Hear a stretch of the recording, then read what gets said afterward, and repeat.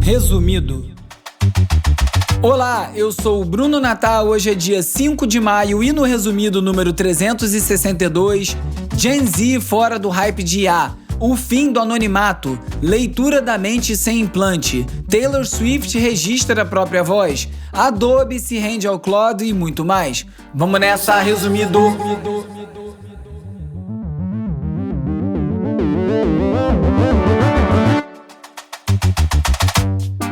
Olá, resumista! Esse é o Resumido, um podcast sobre cultura digital e o impacto da tecnologia em todos os aspectos das nossas vidas. Essa semana eu li na Folha de São Paulo que os paulistanos estão mudando a rotina por conta do medo dos ataques chamados de quebra-vidro. Os ladrões estão estourando o vidro dos carros no trânsito para roubar celular. Praticamente, por conta disso, as pessoas estão mudando a sua rotina, estão deixando um celular mais barato ou escondendo o celular em algum lugar, botando uma película no vidro para tentar se proteger. Mas o que me chamou a atenção foi uma foto na reportagem de um carro, de um motorista de aplicativo que simplesmente botou uma barra de ferro no meio da janela. Aparafusou na lataria do carro mesmo, uma barra de lado a lado para desanimar a pessoa, tentar quebrar aquele vidro para ficar um pouco mais difícil a função, né? Isso me fez pensar se em algum momento a gente vai começar a ver carros adaptados para a realidade urbana de países como Brasil, Colômbia, México, onde a violência urbana é muito grande, e talvez os montadores começarem a adaptar esses carros, fazer janelas mais estreitas, talvez reforçadas, esse tipo de barra que esse motorista aí improvisou, talvez algumas funcionalidades de combate mesmo, sei lá, umas pontas que você consiga acionar na porta, ou até ferramentas de áudio que emitem frequências que geram desconforto para ver se espanta os bandidos. Parece meio distopia pensar nisso, mas por outro lado eu não sei como é que ninguém pensou nisso ainda. Não vou ficar surpreso se isso acontecer, não. Bom, enquanto esse futuro desastroso não chega, espero que não chegue, gostaria de aproveitar para agradecer os novos assinantes do Resumido. Muito legal, muita gente chegando aí semana a semana, voltou a ter um fluxo bom de assinaturas, ainda estamos longe da meta, muito mesmo. A gente não está nem 50% ainda, mas cada nova assinatura dessa é um passo em direção à nossa meta para o Resumido poder fazer mais coisas além do que já faz. Então, muito obrigado ao Alan, Thales, Janaína e Marcelo, e um super obrigado para a Regiane, que se tornou uma assinante fundadora. Isso significa que ela colabora com um valor mais alto do que a assinatura padrão, espontaneamente, porque assim ajuda o Resumido a ter mais estrutura. E então vou aproveitar para agradecer aqui aos outros assinantes fundadores, né? Relembrar aqui o Marcelo, o Luiz, o Hermato, o Alex, o Djalma, o Anderson, o Paulo, o Nível, o Gabriel e o Diego. Se você ainda não é um assinante do Resumido e puder se tornar um, vai ajudar bastante o Resumido a evoluir e seguir adiante com qualquer assinatura que você conseguir fazer. É só você visitar resumido.cc/assinatura e fazer a sua. Sei que é chato, tem que entrar no site, botar o cartão, fazer o cadastro no Substack. Eu sei, não é muito legal, não é a coisa mais divertida do mundo, mas ajuda muito e é rapidinho. Tem um link aqui na descrição do episódio, é só clicar e assinar. Espero que você seja mais um assinante. RH é uma das áreas com mais profissionais sem saber por onde começar a lidar com a inteligência artificial e é também uma das áreas mais impactadas, de acordo com várias pesquisas. Triagem de currículo, análise preditiva de performance, retenção de talentos, tudo isso já está sendo feito com IA em empresas grandes. A questão é quem vai saber fazer e quem vai só assistir. A Escola de IA da PUC Paraná tem uma pós-graduação em RH com IA e um dos professores é o Rafael Arroio, que é head de pessoas da Amazon. Então não é um conteúdo distante da realidade, é como a Amazon estrutura a gestão de talentos em escala aplicado na sua carreira. São 8 pós-graduações no total, todas com diploma da PUC Paraná, em outras áreas também, como liderança, marketing. O cupom RESUMIDO35 dá 35% de desconto em qualquer curso e todos os alunos ganham 2 meses grátis nas maiores IAs premium do mercado. Para se matricular, é só visitar pós-digital.pucpr.br para saber os detalhes, o link está na descrição do episódio. É só clicar e saber mais sobre o futuro da IA. Vamos de cultura digital e como nosso comportamento online ajuda a moldar a sociedade?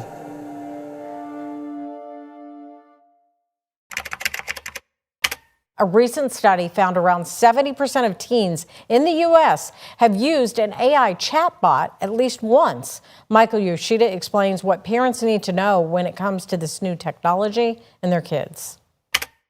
Esses dias eu estava conversando com a ouvinte Patrícia Regina lá pelo WhatsApp do Resumido, que aliás se você não tem, é 21 97 969 5848. Você pode mandar um oi, você entra para a lista de transmissão e eu tento responder todo mundo na medida do possível. E a Patrícia me falou que a filha dela não tá achando muito legal usar IA, nem nos trabalhos da escola. Que na última redação que ela fez para a escola, o tema era fake news, e ela acabou levando para desinformação, e que depois, conversando com ela, falou isso, que não estava gostando de usar IA, não, preferia fazer por conta própria. Parecido com o que eu comentei no episódio passado, né, sobre os jovens que não têm curtido esse uso de IA. E aí eu parei para pensar no meu filho, que tem 14 anos, que eu também não vejo ele muito deslumbrado com IA, nem ele nem os amigos. Eu fico pensando, se eu tivesse a idade deles, eu ia querer estar futucando isso tudo, experimentando sem parar, mas eu acho que para essa geração já é meio parte do dia a dia, né? Como boa parte dos ouvintes aqui sabe, meu filho não tem rede social e nem vai ter tão cedo. Então ele não usa o celular para muita coisa, além de falar no WhatsApp com os amigos dele, ouvir música, ele tá viciado em rap. Tá com uma pesquisa de hip hop excelente, inclusive, só tô ouvindo coisa boa, ainda bem. Mas ele não fica muito assim empolgado em usar essas ferramentas não. Eu resolvi dar uma olhada nesse assunto e eu vi uma pesquisa do Instituto Gallup falando que metade da geração Z usa IA, mas que o sentimento em relação a IA já está azedando. O New York Times fez uma reportagem sobre o estudo e falou que o que esses dados mostraram é uma queda no otimismo e um aumento no sentimento de negatividade em relação à IA, principalmente no impacto no trabalho e na criatividade. A parcela que se diz otimista caiu de 27% para 18% em um ano, na geração Z, e cerca de 1/3 dos jovens afirma que a IA provoca sentimentos de raiva. Chamou atenção essa palavra, raiva, não é preocupação, né? E quando fala em preocupação, é com impacto na criatividade e no pensamento crítico. Olha que ótimo sinal. Os jovens já estão percebendo o impacto que usar IA pode ter, justamente no que é mais importante, né, que é o pensamento crítico. E aí eu vi um texto na Forward Future, uma newsletter, falando de uma mãe que proibiu a filha de 9 anos de usar a IA depois que ela descobriu que a criança estava conversando com o Google AI Mode para resolver briga com a irmã, para melhorar o tempo da natação e para criar fanfic. E o que o autor desse texto estava falando é que a mãe acertou a não permitir o uso sem supervisão, mas que a justificativa tinham argumentos muito frágeis, né? Porque a mãe estava falando em questão de impacto no meio ambiente, na criatividade, mas o risco mais concreto mesmo é o fato desses chatbots serem desenhados para soar prestativo, né? Para ficar concordando com o usuário o tempo todo, o que pode acabar criando um vínculo emocional e que isso sim pode influenciar a criança de maneiras mais sutis e mais perigosas. E essa é a conversa para ter com as crianças, né? Explicar que esses chatbots têm essa tendência a se puxa-saco, a ficar concordando, reforçando a sua visão. Então é muito importante que as crianças saibam, os adultos também, que quando você está usando um chatbot desse, ele tem tendência a ficar reafirmando o que você está falando e que nem sempre isso é a melhor coisa.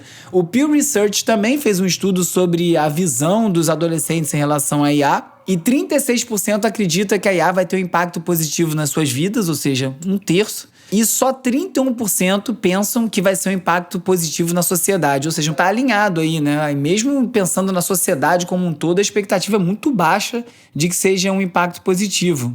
80% dos jovens acreditam que o uso de IA pode dificultar o aprendizado no futuro e 48% veem mais riscos que benefícios. E 69% confiam mais em trabalhos feitos por humanos do que os que têm ajuda de IA. E nesse estudo do Pew Research apareceu o mesmo tipo de preocupação entre os jovens, né? Perda de pensamento crítico, dependência das ferramentas e a substituição de empregos. Perder o emprego para IA. Aliás, a China está com uma notícia boa em relação a essa questão de emprego que eu vou comentar já já. Então acho que essa minha impressão empírica de que os jovens não estão tão assim entusiasmados com IA parece estar sendo comprovado por alguns estudos, todos eles feitos nos Estados Unidos. Seria importante ver um aqui no Brasil. E parte dessas impressões da geração Z podem vir da vivência com IA. A Vulture fez uma matéria sobre como o crescimento das fofocas de celebridade falsas online estão saindo de controle e isso aí pode estar contribuindo para essa desconfiança geral.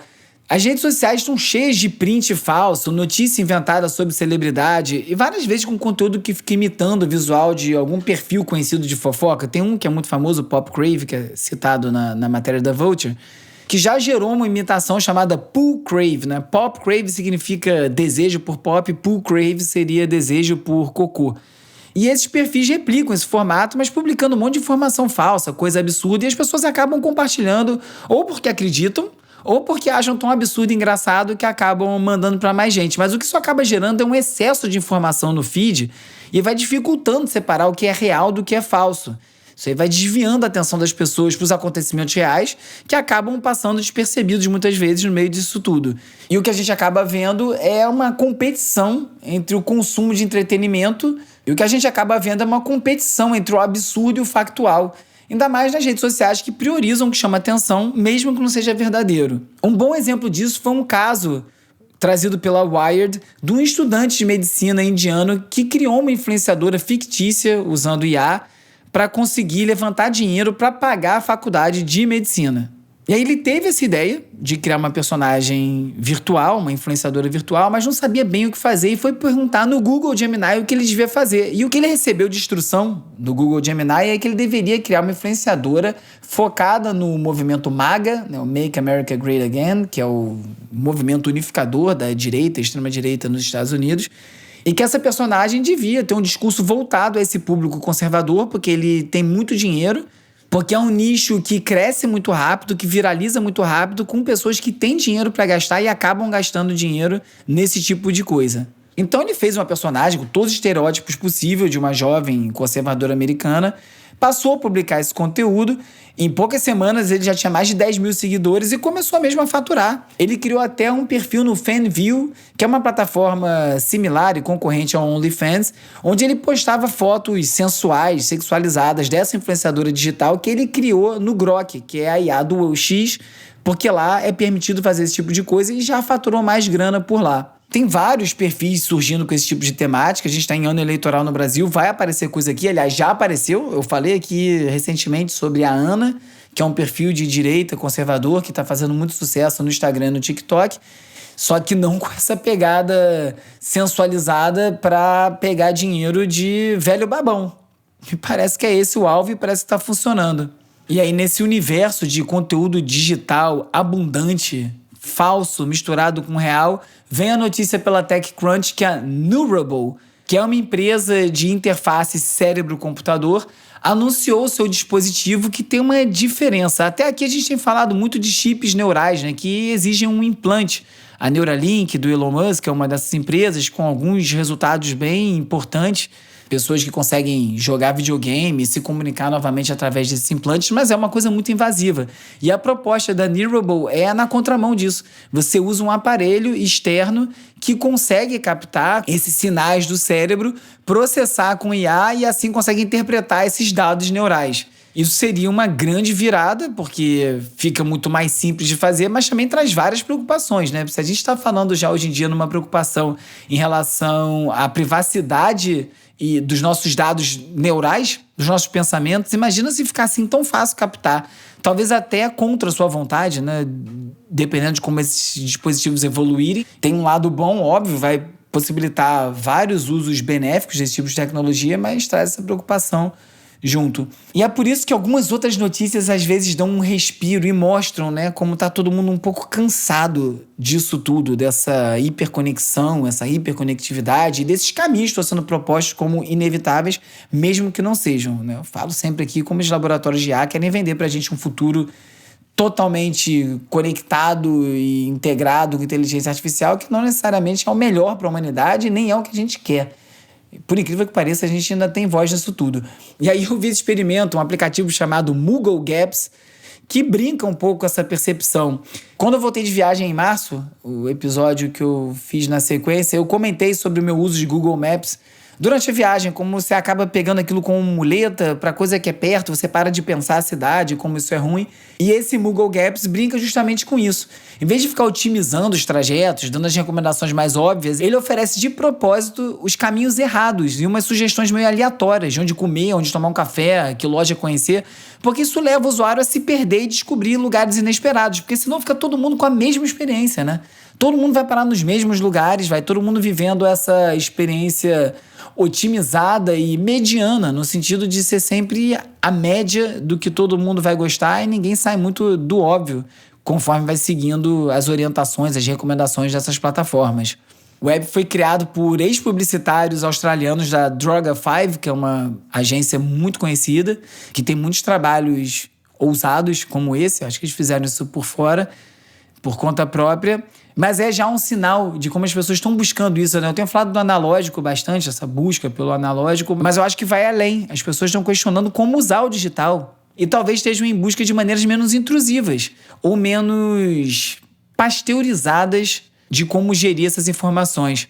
E na Futurism eu fiquei sabendo de um outro plugin que adiciona erros de digitação em textos gerados por IA. O app se chama Sincerely, que quer dizer sinceramente, mas com erro de digitação, tá? Sincerely, C-E-E-R-L-Y, em vez de Sincerely, R-E-L-Y. E foi criado para isso, para adicionar esse tipo de erro no texto para ele parecer mais natural. Ele foi criado pelo investidor Ben Horowitz, com a ajuda de IA, e a ideia é trazer essas imperfeições controladas para o texto para justamente nesse momento que tem tanta desconfiança sobre textos muito perfeitos, coisas que são criadas com IA.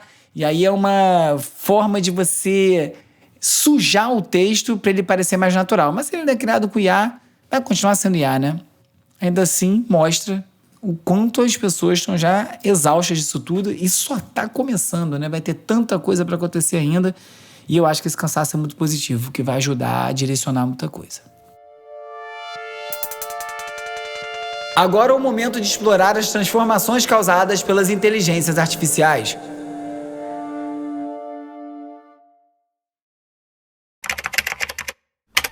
I want to show you an AI that has never heard of World War II, never heard of the internet, has no idea what a computer is, or what year it is, or anything that happened after 1930.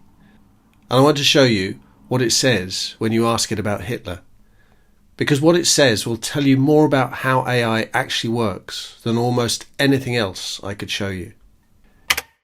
Um grupo de pesquisadores apresentou o Talkie, que é um modelo de linguagem que foi treinado só com textos publicados até 1930. A partir daí tem um corte e não tem nada após 1930 nesse modelo de linguagem. E a ideia é simular como uma IA pensaria sem o conhecimento do mundo moderno. E parte desse teste é tentar entender como essa IA prevê o futuro, baseado no que ela sabia só até 1930. Isso é antes da Segunda Guerra, por exemplo.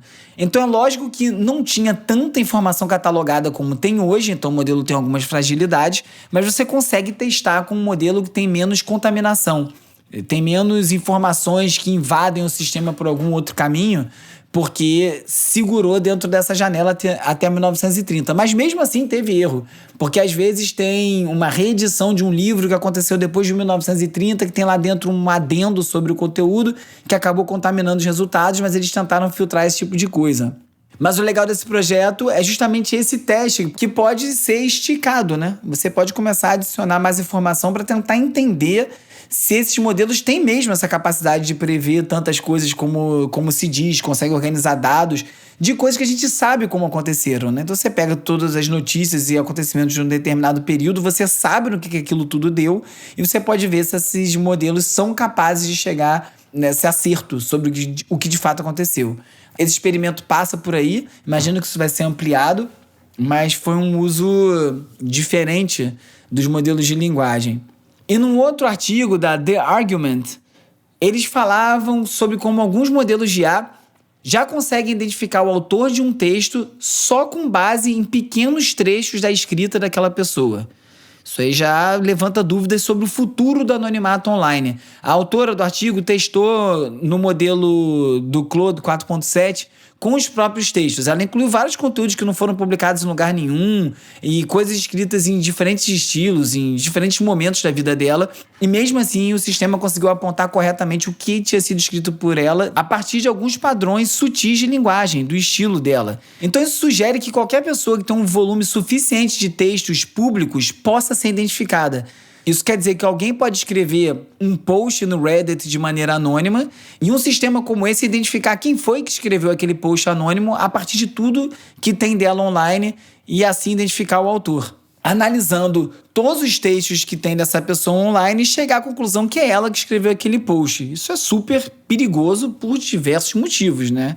Porque, como eu disse, é o fim do anonimato, isso traz várias questões, inclusive políticas, sociais, de pessoas que precisam trabalhar de maneira anônima para fazer denúncias. Vira um ambiente perigoso. Ao publicar um texto online, você está correndo o risco de ser identificado. Para entender o tamanho da precisão, a IA chegou a identificar corretamente um texto dessa autora só com 125 palavras. E não precisa ser só também denúncia política, como eu falei, ou questões de notícias de interesse nacional. Pode ser uma crítica no ambiente de trabalho. Uma pessoa escrever alguma coisa em algum lugar e aquilo ser vinculado a ela sem ela saber. O único jeito de você evitar a identificação é você escrever de uma maneira deliberadamente diferente do seu estilo, usar IA para reescrever o texto. Aí, nesse caso, a porcaria do IA, que iguala e nivela tudo, pode ajudar a deixar o texto com uma cara tão sem graça que não vai dar para te identificar. Mas, mesmo assim, é um risco muito grande, né? A gente vai ficando refém dessas automações todas, sem saber nem o que a gente pode escrever ou falar com liberdade, sem saber se vai ser identificado ou não. E nessa questão de automação, uma das grandes questões que estão tendo nos Estados Unidos em relação aos carros autônomos, os da Waymo especificamente, que são os do Google, né? É que eles tinham atrapalhado algumas operações. Eu já falei aqui em alguns episódios lá atrás, há bastante tempo eu lembro dessa história, mas não lembro quando foi, de carros autônomos que atrapalham uma operação de bombeiros, por exemplo. Ele vê o carro do bombeiro, não entende que ele está numa missão, aí fica atrás, fica tentando ultrapassar e atrapalhando o desenrolar da coisa. E às vezes também porque eles travam no meio da rua, acabam bloqueando um acesso, o que dificulta um bombeiro, de novo nesse exemplo, chegar onde precisa chegar. Então essa questão já vem acontecendo há muito tempo, é uma questão em São Francisco e em Austin, no Texas, onde esses veículos já estão funcionando de maneira mais ampla. E esse é um dos motivos de muitas cidades resistirem a aceitar esses carros autônomos operando por lá. E uma outra questão é que, num caso como esse, quem você responsabiliza? O carro não tem motorista. Ah, foi o sistema. Se for o sistema, você culpa quem? Porque pela lei da Califórnia, onde boa parte desses carros estão circulando, em São Francisco, você não pode multar a empresa. Bom, não podia, porque agora saiu uma lei nova e esses carros agora, os veículos autônomos, vão poder ser multados quando ocasionarem qualquer coisa no trânsito, desde ultrapassar o sinal vermelho até atrapalhar uma operação de bombeiros, e quem vai ser multado vai ser a empresa. O que vira um dado importante nessa questão de responsabilização de consequências causadas por sistemas automatizados. Isso pode acabar virando uma jurisprudência para vários outros casos que vão acontecer nos próximos anos, quando um sistema automatizado causa algum tipo de problema, transtorno, até crime, e alguém precisa ser responsabilizado por isso. Porque esses sistemas estão se espalhando e a ideia é que eles fiquem cada vez mais autônomos mesmo. A Futurism falou que no aeroporto de Tóquio já estão testando alguns robôs humanoides para ajudar com a distribuição das bagagens, apoio operacional, até na parte de limpeza.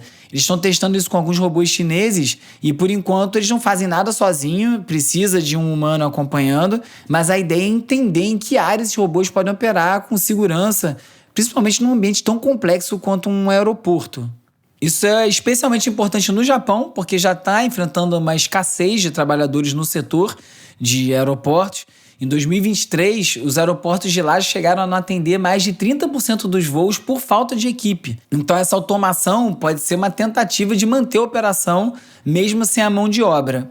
Lá na China também já tem um centro de logísticas que está sendo todo tocado por robôs humanoides, 24 horas por dia. Eles já chegaram a 85% do nível de eficiência dos humanos, então acho que os robôs estão mais próximos do que parece. Aliás, tem um Reels publicado no Instagram do Resumido, @resumido.podcast, tem também no TikTok, falando exatamente sobre essa questão dos robôs humanoides. Confere lá e não deixa de seguir o Resumido no Instagram, no TikTok, caso você não faça isso ainda. E lá da China também vem uma notícia em relação à demissão por IA. A gente tem visto muitas empresas demitirem, justificando as demissões como a automação, a chegada da IA e esses funcionários sendo desnecessários.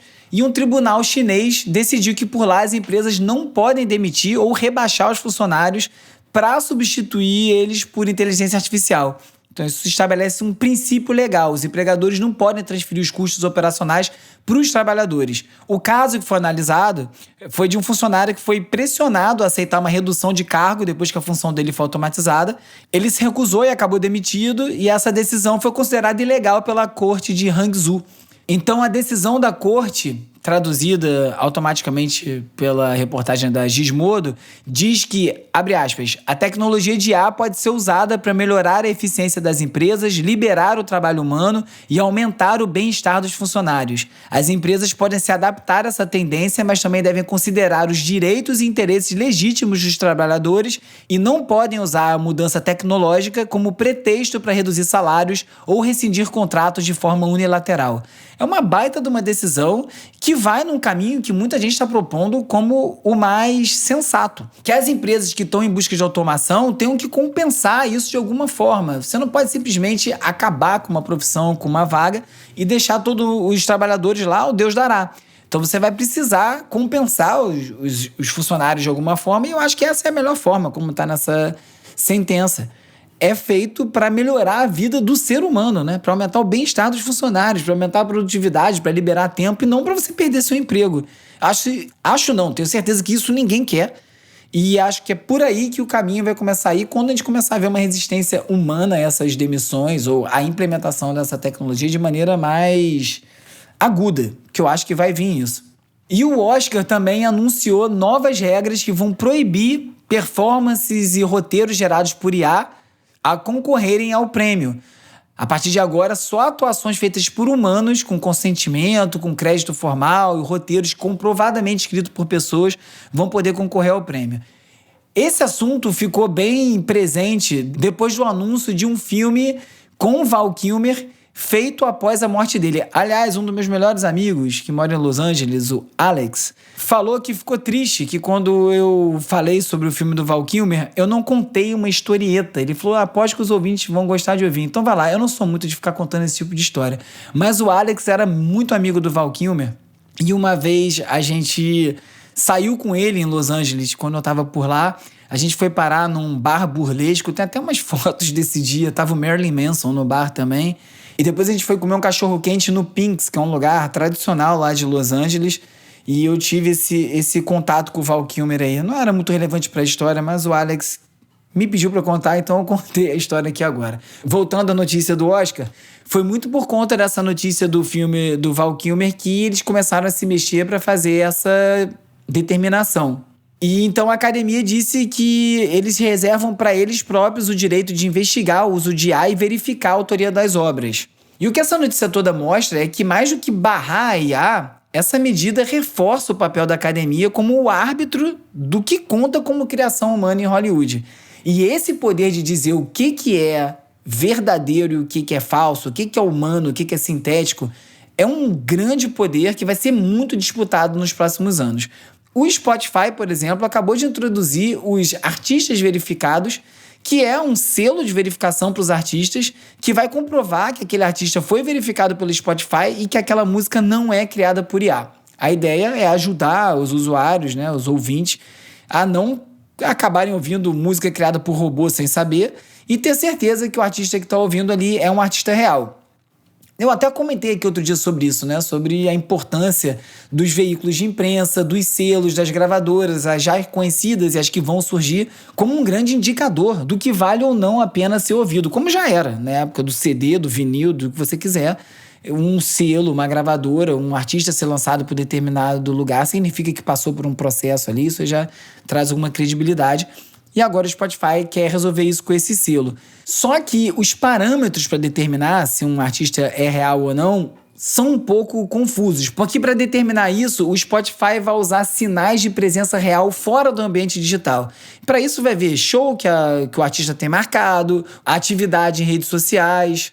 Isso pode acabar diferenciando muito mais artistas comerciais de artistas não comerciais, não necessariamente reais e sintéticos.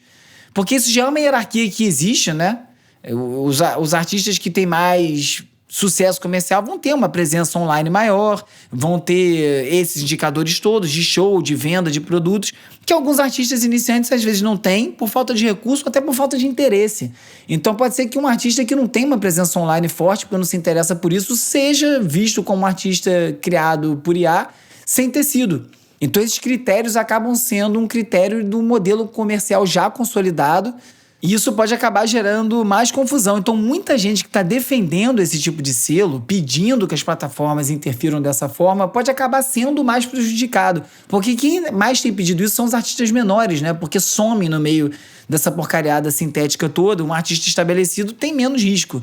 As pessoas já sabem quem eles são, já sabem o calendário de lançamento, exatamente o que o Spotify está querendo usar para determinar se ele é real ou não. Então, vira a famosa faca de dois legumes aí, porque pode ser que quem está desejando essa diferenciação feita dessa forma possa ser quem mais venha a sofrer com isso. Porque os artistas grandes estão com outro tipo de preocupação. A CNN disse que a Taylor Swift está tentando registrar a voz e a imagem dela contra a IA. E aí, diferente de direito autoral, que protege uma obra que já existe, esse tipo de registro que a Taylor Swift está buscando é para proteger características únicas da artista. Ou seja, o jeito que ela fala, o jeito que ela canta, o jeito que ela se apresenta visualmente, são coisas muito mais sutis e subjetivas. E vai ser super difícil proteger isso, mas isso vai ser muito importante. E vai ser importante para todo mundo. Talvez até para mim e para você. Você ter uma garantia que ninguém vai copiar, fazer uma imagem quase idêntica a você, mas que não seja você, usar sabe-se lá para qual fim, e você não conseguir se proteger porque você não tinha nada disso registrado. Isso, sem dúvida, vai ser um processo caro pra caramba. Nem todo mundo vai poder proteger a sua identidade dessa forma, o que já vai ser mais uma demonstração do abismo financeiro entre quem vai se beneficiar e quem vai se prejudicar com IA. Imaginando sobre isso, eu lembrei até a história do Matthew McConaughey, o ator que também está testando uma coisa parecida, né? Ele quer registrar o semblante dele justamente para evitar esse tipo de uso não autorizado. Como eu disse, é uma coisa muito subjetiva. Eu tô curioso para ver como é que vai avançar esse tipo de registro e como é que isso vai ser distribuído pro resto das pessoas, né? Para todos nós. Porque, de muitas formas, já tem gente desistindo. A Sixth Stone, uma das principais universidades de comunicação e artes da China, anunciou que vai encerrar, ou então vai reestruturar vários cursos de humana, de arte, porque o avanço da inteligência artificial e a necessidade de adaptação para um futuro que vai ser baseado nessa colaboração entre humanos e máquinas tem transformado esses cursos de uma maneira que muitos deles talvez não sejam nem mais necessários ou precisem ser completamente transformados. Então a universidade fundiu graduações de fotografia, design, quadrinho, substituiu isso tudo aí por cursos com foco em IA e tecnologia, tipo engenharia audiovisual inteligente, com uma ideia de priorizar as áreas ligadas à IA, de dados, ciência, como parte de uma política educacional. Eu acho isso aí muito triste, porque apesar de serem ferramentas muito úteis, elas não vão substituir o pensamento humano. Eu acho que as pessoas vão precisar cada vez mais aprender a pensar, como estruturar um raciocínio, como pensar de maneira crítica antes de usar essas ferramentas. E o espaço da universidade é justamente para isso, né? Você passa na universidade, você não está indo lá aprender o emprego, você está aprendendo a pensar sobre aquela profissão, em grande parte, principalmente nas áreas de humana. Obviamente tem conteúdo que você está indo aprender, mas você aprende a vivenciar aquilo e navegar naquele universo, e você cortar isso para ensinar as pessoas a usarem a ferramenta de IA parece um equívoco bem grande. Tomara que essa moda não pegue. E agora é hora de falar sobre como as Big Tech moldam o nosso comportamento.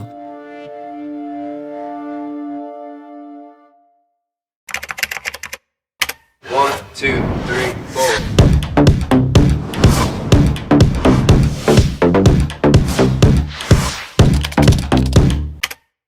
A Anthropic anunciou uma integração agora que permite o Claude operar diretamente dentro dos softwares criativos da Adobe.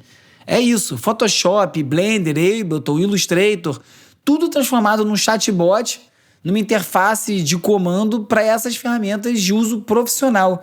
Então, com esses conectores, a IA vai poder acessar os arquivos, interpretar os dados e executar um monte de tarefa dentro desses programas usando linguagem natural, uma conversa no chat. E, em vez de você ficar navegando de maneira manual por vários menus, tentando entender como faz alguma coisa, você vai pedir diretamente e a IA vai realizar essas ações, escolhendo qual ferramenta usar, como e em que momento. Então é isso, a proposta é você transformar um processo criativo numa coisa mais direta, né? A sua intenção vai importar mais do que o domínio das ferramentas. Isso aí eu acho legal, porque às vezes você sabe o que você quer fazer e não sabe usar aquela ferramenta, você pode ficar pedindo ou não é assim, é assado, é desse jeito, é daquele jeito, e a ferramenta ir lá se adaptando e entregando o que você quer, desde que você esteja olhando para a tela fazendo o que você quer. Eu lembro que em 2006, quando eu fiz o primeiro documentário que eu fiz do Chico Buarque, eu falava com o editor, eu odeio editar, né? Operar edição. Eu gosto de editar ao lado do editor e dirigir uma edição. Mas operar o Final Cut, na época, eu tenho paura daquilo, porque a minha cabeça tá fritando, eu quero fazer alguma coisa, enquanto eu clico e arrasto e ajeito o detalhezinho, já perdi o que eu tava querendo fazer. E eu falava, cara, quando é que vai chegar o dia que eu vou falar com uma máquina? Em vez de falar com você aqui, com o editor que fez esse filme comigo na época, o Rafael Melim. E ele falava, eu já tô aqui pra você, né? Mas eu falava, cara, mas eu queria uma máquina que me ouvisse. E não chegou nesse ponto ainda. E eu acho que quando esse ponto chegar, realmente vai ser importante, mas eu não sei se vai chegar dessa forma que eu tô imaginando. Eu vejo isso de uma maneira muito mais intrusiva. Mas o que isso mostra é a Adobe se rendendo, né? A Adobe vinha tentando, vendendo assinatura, né? Você já não baixava mais o programa, você tinha que pagar uma assinatura, muita gente reclamando, porque você não tinha mais controle do produto. Você tinha que assinar para acessar seus próprios arquivos. E isso não deu muito certo. A receita da Adobe foi caindo bastante. Eles tentaram, inclusive, comprar o Figma e depois essa compra não foi autorizada. Eles tiveram que devolver o Figma para os fundadores. Mas o que isso mostra, esse movimento da Adobe, é se ajoelhando mesmo diante da IA, no caso a Anthropic, e aceitando um caminho quase que inescapável, né? Porque o Cloud Design, que foi lançado recentemente, é impressionante. Eu usei outro dia, eu narrei o que eu queria, eu tinha que mandar uma proposta para uma agência de um amigo meu, uma ideia que eu tive, e aí eu falei com um dos sócios, ele falou, cara, manda isso numa apresentação visual, porque fulano é ruim de texto, não vai ler, não vai ouvir o áudio, manda um deck. Falei, tá bom, vou testar o Cloud Design agora. Cara, eu falei, expliquei o que eu queria e saiu assim, para esse uso, né, muito limitado, que era só representar visualmente a ideia que eu estava querendo fazer, não era uma coisa com design rebuscado, pelo contrário, eu pedi que viesse uma coisa bem clean, básica, funcionou. Então, acho que essa integração pode ser benéfica para a Adobe, pelo menos a curto prazo.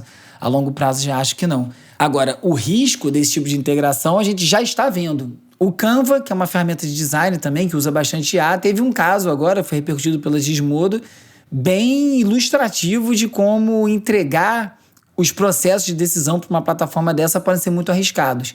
No caso, alguns usuários notaram que o sistema do Canva estava alterando automaticamente a palavra Palestina por Ucrânia, sem o usuário pedir. Eles estavam testando uma ferramenta chamada Magic Layers, que serve para transformar a imagem em arquivo editável, e quando um usuário usou essa funcionalidade, num arquivo que estava escrito Palestina, ele virou Ucrânia. Ele não conseguia entender por quê. Outros usuários conseguiram reproduzir esse mesmo erro. O Canva já se desculpou, disse que corrigiu o problema, mas mostra como é perigoso essas plataformas terem esse tipo de controle sobre o conteúdo que a gente produz. Você pode querer uma coisa e sair outra. Pode ser gritante como trocar Palestina por Ucrânia, como pode ser uma coisa mais sutil que talvez você não perceba no primeiro momento. E isso pode começar a mudar discurso, inclusive. Então, a integração com essas ferramentas de IA não são tão simples assim e o usuário tende a perder o controle. E justamente por esse risco da IA integrada a sistemas, principalmente sistemas sensíveis, que, de acordo com a The Verge, os funcionários do Google estão pedindo para o Sundar Pichai, o CEO da empresa, a dizer não para qualquer uso dos modelos de IA do Google em projetos militares classificados, ou seja, projetos secretos, principalmente nas parcerias com o Pentágono. Vários profissionais, inclusive os membros do DeepMind e alguns funcionários em cargos de liderança, falaram que esse tipo de aplicação pode ocorrer sem nenhuma transparência e sem o controle dos funcionários. Isso aí aumenta o risco da tecnologia ser usada de alguma forma considerada prejudicial pelos próprios funcionários que estão desenvolvendo essa tecnologia. Não é a primeira vez que isso aconteceu, já tinha ocorrido no passado, o Google tinha cedido e não ia fazer nenhum uso militar da IA. Agora eles mudaram de ideia, resolveram ter esse tipo de uso e agora o pedido ficou um pouco mais manso, vamos dizer, né? Tá pedindo para pelo menos não usar em projeto secreto. 600 funcionários assinaram essa carta. Por enquanto, não tem notícia do que o Google vai fazer em relação a isso.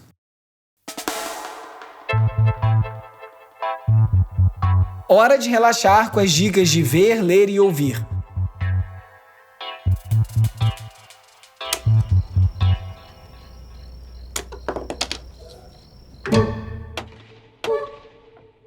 심호흡하세요.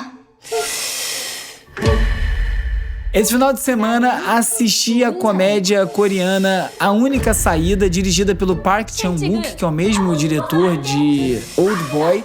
Ele levou 20 anos para fazer esse filme, que é, na verdade, um remake de um filme do Costa Gravas de 2005, que é baseado num romance do Donald Westlake. E o filme conta a história de um gerente de uma fábrica de papel que é demitido por conta da automação, que vai engolindo a empresa inteira devagar, várias empresas de papel, várias pessoas sendo demitidas. Ele vai em busca de uma nova vaga e aí ele tem a ideia de eliminar os concorrentes à vaga, matar as pessoas que podem concorrer à mesma vaga que ele para se aumentar as chances dele de ser recontratado. Diz muito sobre esse nosso novo tempo e esse absurdo que são esses sistemas que vão descartando as pessoas em troca de eficiência. Tá disponível no MUBI, pode conferir que você vai gostar.